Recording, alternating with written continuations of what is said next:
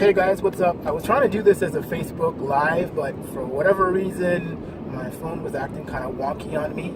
Anyhow, Ryan Hamer here again, and I entitled this video, Heart for Sale, and I'm going to try and explain it again, because the last one got cut off. At any rate, you wouldn't go and pick up a car just like that, right? If I told you that I was selling a car, would you come and pick up the car from me just like that? Without getting it inspected, without inspecting it yourself, without looking at it? If you're gonna go buy a house, would you just take that house as is, without inspecting it, without looking at it, without seeing if there are not any faults or if there's not any damage? Most likely no, right? But a lot of people end up getting into relationships and they gladly take someone else's heart as is, without an inspection, without even looking under the hood, without even checking to see if there are any stress points or faults. No one is perfect. No one is perfect. I certainly don't proclaim to be perfect, and I know none of you proclaim to be perfect either. But the fact of the matter is, we sometimes either jump, walk, crawl, or accept relationships with people that perhaps we shouldn't. And sometimes, you know, there's that pause button that's in our soul that is aching to be pushed, but for some strange reason, we go with the trigger finger instead, and we move forward. Now, if you look at the relationship that you're in currently, or you might know a friend or someone, a relative, what have you, who might have gotten into a relationship that perhaps they either should have waited, could have waited, didn't need to, or didn't quite understand. You see, the drug of loneliness is extremely addictive. No worries. The drug of loneliness is extremely addictive, and once you get your taste of loneliness, it can be quite a bitter pill to swallow and keep down. Because once you get your shot of loneliness, you know, you have it, and nobody wants to hold on to that.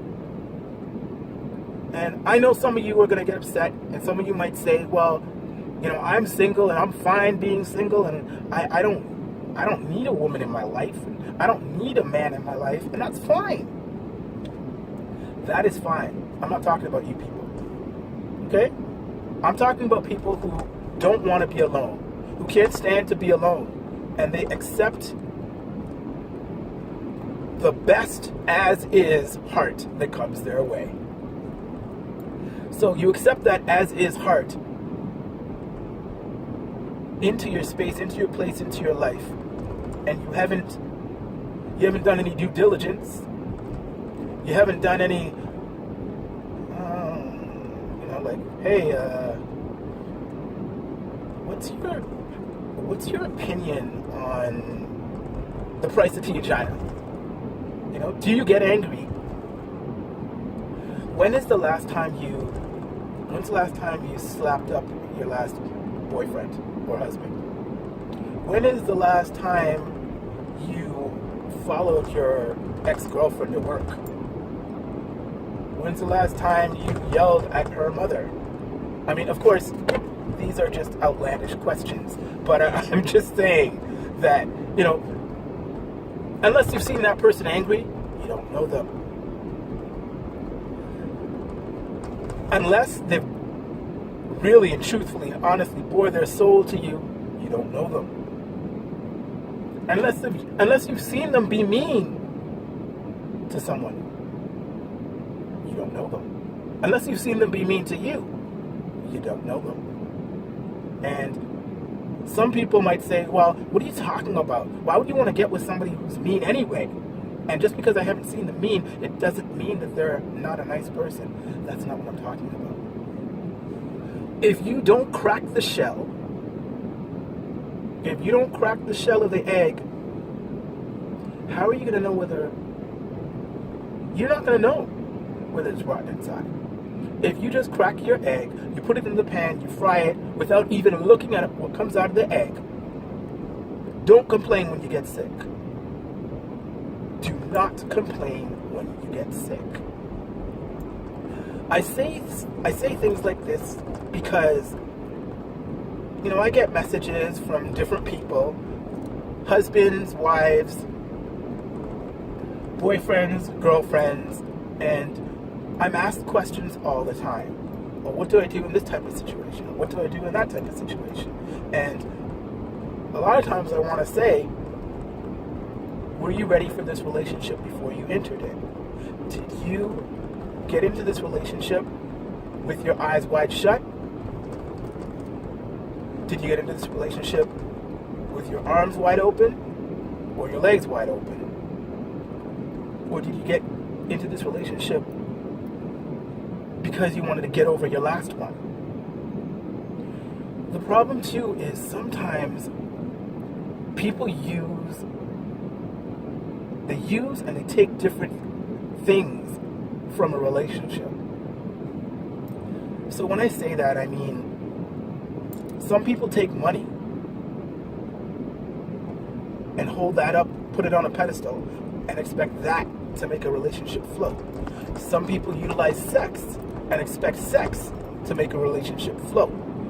They use sex insofar as that sex will be the cure-all for any argument or any dispute.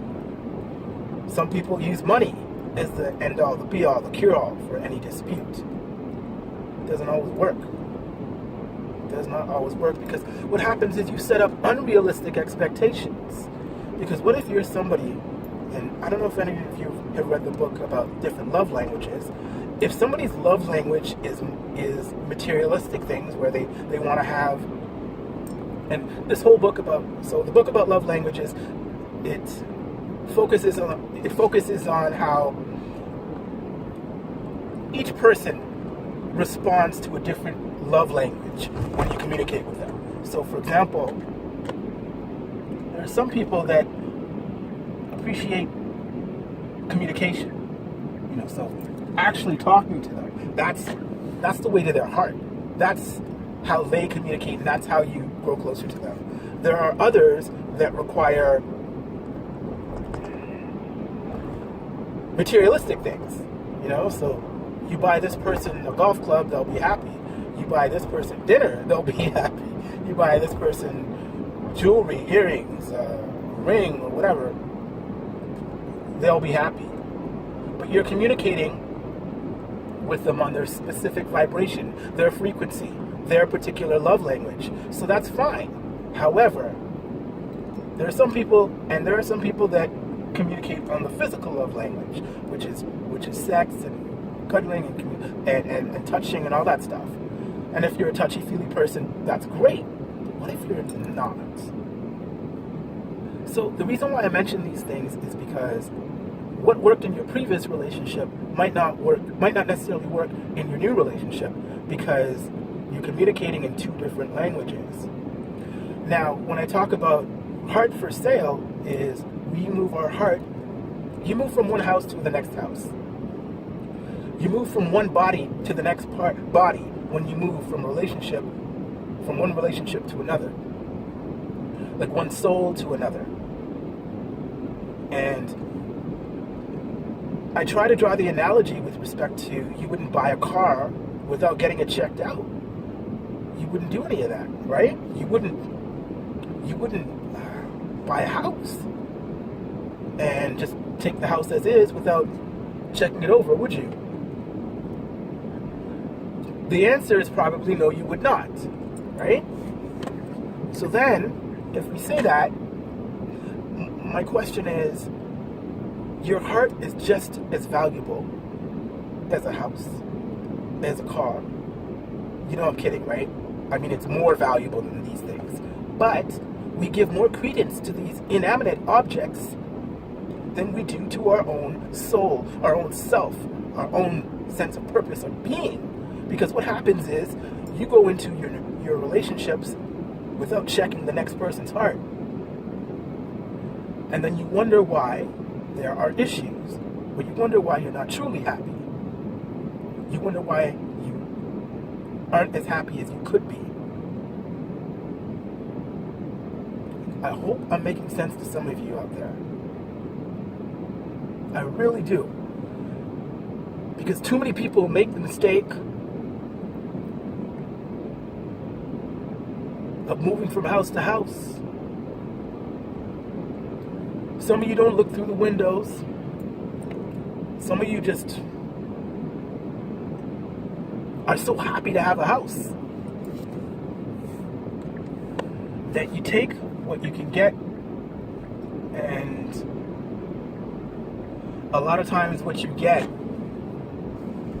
is a house in shambles. And not every house is a home. Isn't that what Luther said? A house is not a home without you. But anyway, that's different. The whole thing is that a lot of you aren't looking at it the way you should. No relationship is going to be perfect. And I'm not advocating that every relationship that you get into is going to be perfect, but you definitely got to be mindful. You can't go in with your eyes wide shut. Because if you go in with your eyes wide shut,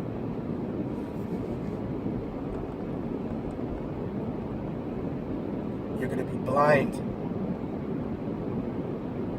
to many of the, you'll be blind to many of the scars that the other person had. And then we get into projection. Because if the other person carries scars that aren't healed, they're still going to be angry. They're still going to be bitter. And they will project that bitterness onto you. And if you're cooking and you put a dirty spoon in the pot, you can sour the dish, you can poison the meat, whatever you want to call it, and the same thing happens with a relationship. If you have a spoon that is not washed from its last use, then don't be surprised what happens if you use it in the new dish. Make sense? All right. So I'm going to hold this one up for now. Please feel free to respond with your comments. Please feel free to share with anyone else who you think might appreciate hearing this. And also, please feel free to put on the notifications for my videos when they come out, so at least you know when I put them up. Thanks so much for taking the time to listen to me, and I hope you gained some value from this video. And please, please, remember, just because you see a heart for sale doesn't mean it's a good bargain. And if you see a heart for sale, do your due diligence. In real estate, we say that you got to do your due diligence because you don't know whether there's a lien on that house or whether there's some debts underneath that house. And we've all watched those home repair shows. You never know what can be lurking in the walls. It's not the damage that you see that you got to worry about. It's the damage that you don't see that should scare you. Thanks again for taking the time to listen to me. My name is Ryan Hamer, and I'm out.